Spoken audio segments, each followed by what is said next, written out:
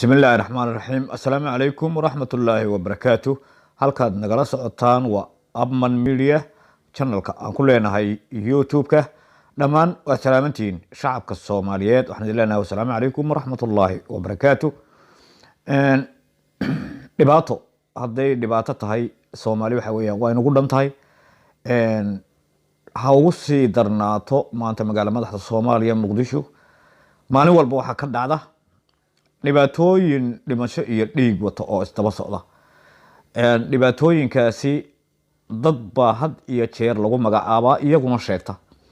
waxaa jirta nimanka madaxa duuduuban ee ugus la yiraahdo dhibaatooyin ayna iyagu sameeynin balse ay sheegtaan waayo iyaga damba ugu jirta inay sheegtaan haddaba mar walba waxa dhacaya qaraxa ugu sii darnaado qaraxii 14 Oktoobar ee sanadkii hore ee magaalada Muqdisho ka dhacay gaar ahaan Sooba kaas oo ay ku dhinteen dad ka badan 1000 qof waxa inoogu xigay kan dhacay shalay isaguna dhibaatada geystay 28 inuu dhacay baa filaya kaasi oo isagana dad 100 qof kor u dhaafay ay isagana ku geeriyoodeen haddaba su'aasha iyaa shacabka Soomaaliyeed meel baa taargad loo saaray oo waxa la yiri dad baa in laynaya oo dhamaanteenba in laynaya oo cadawgeena waa nimanka ugus laakiin waxa jirta cadow fara badan oo Soomaaliyeed oo iyagu wax taargada aan dagaalka iyo shacabka la laynaya aan dan kale ahayn balse gacmo shisheey ay ku shaqaysanayaan haddaba cadawga shacabka Soomaaliyeed waa ayo maanta waxa la laynaya waa shacabka kaliya madax had iyo jeer la beegsanaya arkimaysid marka qaar waxaad arkaysaa rag madaxa oo lagu dhaxlaynayo ama lagu dhax qarxinayo meel 7 mitir ama 20 mitir u jirta fiila Soomaaliya ama goob ciidan oo muhiimada sidii in arintii dhacday ee dawladda hoose ka dhacday ee lagu dilay gudoomiyihii magaalada Yarisow oo kale waa shirqoole caadi ah oo waxa weeyaan ay ku jiraan dad aad u haysataan in ay madax u yihiin shacabka Soomaaliyeed oo ay horumar gaarsiinayaan ama iyaga ay badbaadinayaan kuwa fara badan oo saas ay jira haddaba marka laga yimaado in ugus ay tahay cadawga ummadda Soomaaliyeed ma jira cadow kale oo ummadda Soomaaliyeed ay leeyihiin waa jira laakiin se lama garanayo sababta ayna u arkayn cadawga kale ee ay u arkayaan oo kaliya ugus runtii ugus dhibaato waa wada oo waa ku jirta balse waxaad ogaataa in ugus ay la shaqeynayaan dad badan waxaad ogaataa in ugus ay cashuur ka qaado shirkadda Hormuud ama shirkadaha isgaarsiinta ama telefoonada oo dhan ay cashuur ay ka qaadaan waxaad ogtahay qof kasta oo Hormuud u shaqeynaya ama cid kasta oo Hormuud u shaqeynaysa oo shaqaalaha Hormuud ama madaxda Hormuud in ayna dhibaato toos u geysan ama taargetku aanu u saarnayn oo ayna leenin kooxda ugus haddaba cadawga Soomaaliya marka laga yimaado ugus waa ayo cadawga aad arkaysa waxa ka xun cadawga ku qarsoon shacabka Soomaaliyeed goor walba Allah u naxariisto dadka dhintay inna lillahi wa inna ilayhi raaji'uun lagu jiri maayo inkastoo ay xaq tahay in la yiraahdo balse waxaad ogaataan waa maxay cadawga Soomaaliya marka laga yimaado ugus waxaad ogaataa cadawga Soomaaliya inuu fara badan yahay Soomaali ay u badan yihiin kuwaasi oo aan ujeedo lahayn oo iyagu gacmo lagu shaqeysanayo oo shisheeyo ay ku shaqeysanayaan waxa kale oo aad ogaataa dalkii Soomaaliya inuu ka dhex samaysmay dal kale waa degmada ama meesha loo yaqaano Xalane oo cadow iyo gumaysto oo dhan uu iskugu tagay oo meelaha laga soo abaabulay oo meesha lagu diray gabadhii aqoon-yahanadii ee Soomaaliyeed waxaad ogaataa shacabka Soomaaliyeed in la beegsanayo qof kasta oo dhalinyar ah oo waliba kuwa aqoonta leh gaar ahaan hadda in 100 qof dhintay waxa ku jiray dad ciyaal iskool ah waxa ku jira dhalinyar ciyaal iskool oo basaarna waxa looma baahna qof jaahil ah laakiinse waxa targetka la saaraya qof kasta oo aqoon-yahana qof kasta oo wax bartay dhakhaatiirta doctorada cid kasta oo shacabka Soomaaliyeed leeyahay waxbay u qaban karaan ayaa la leynaya haddaba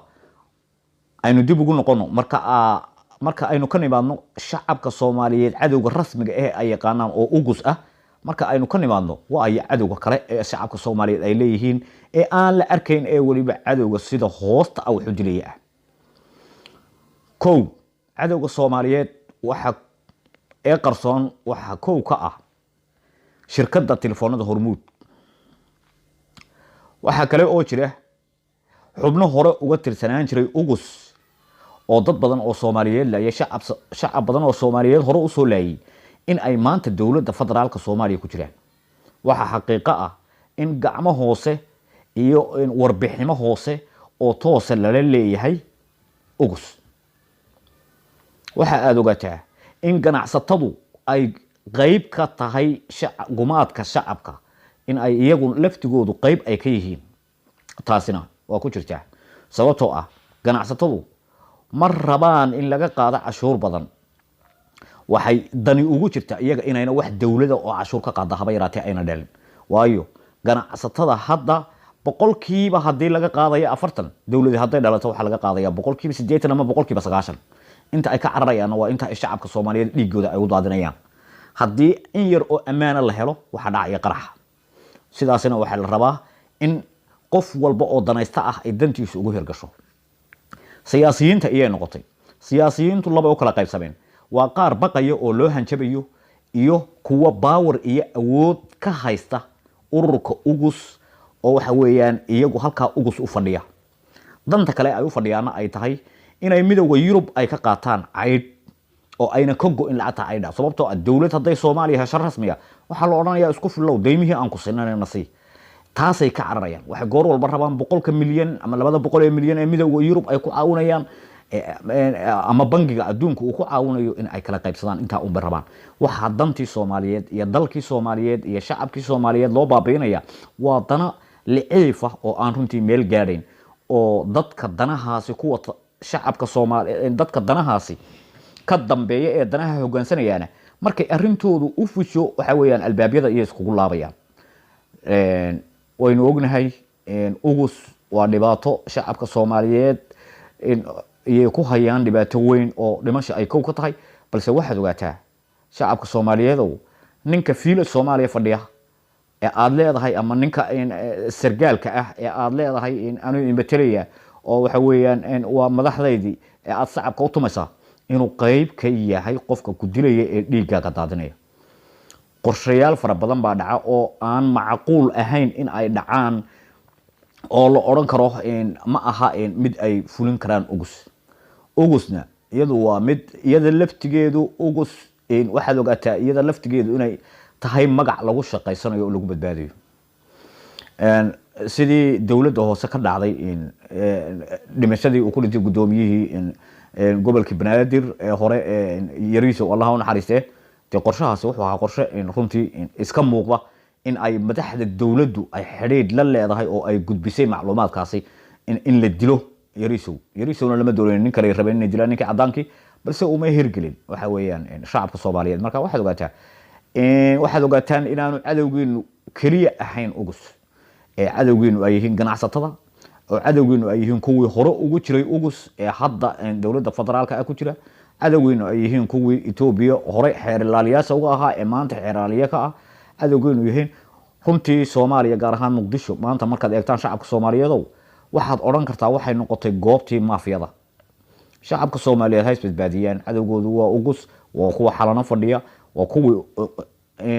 ugus hore uga soo baxsaday ee maanta dawladda federaalka ku jira